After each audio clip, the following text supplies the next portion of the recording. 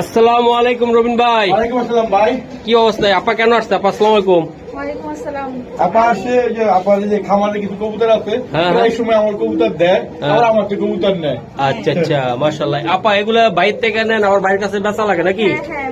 হাট বাজারে যাওয়া লাগে না? না না, হাট বাজারে যেতে হয় না, কষ্ট করতে হয় না। ভাইয়ের কাছে আমি আসি, হ্যাঁ। ভাইকে দিই, বাবা ভাই থেকে আমি কবুতর নিয়ে যাই। ইনশাআল্লাহ ইনশাআল্লাহ। আপা আমার মহসিন টিভি দেখা হয়?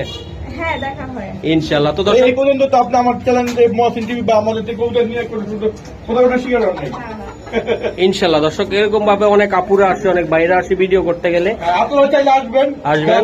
এক পিস কবুতর হোক, 2 পিস কবুতর হোক, আমার কাছে আসবেন, আমি কবুতর নিয়ে নেবো ইনশাআল্লাহ। ইনশাআল্লাহ। তো আপা কবুতর লালন পালন করেন তো নাকি? হ্যাঁ, হ্যাঁ। কেমন লাগে কবুতর পালতে? হ্যাঁ, অনেক ভালো লাগে।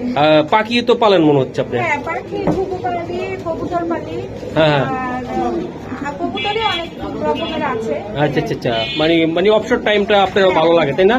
তো আশা করি গ্রামে বা প্রবাসী বাইরে অনেকে আছে, আপুরা থাকে বাংলাদেশে, চাইলে আপনারা এরকম আপুর মতন কবুতর পালতে পারেন, পাখি পালতে পারেন। ধন্যবাদ আপা। থ্যাংক ইউ, আপনাকে ধন্যবাদ। আপনারা আসবেন, মহসিন ভাইকে লাইক দিবেন, কমেন্ট দিবেন। ইনশাল্লাহ। তাহলে আজকে দিয়ে গেলেন কবুতরগুলা বাইরে? জি, জি। ওকে, ধন্যবাদ।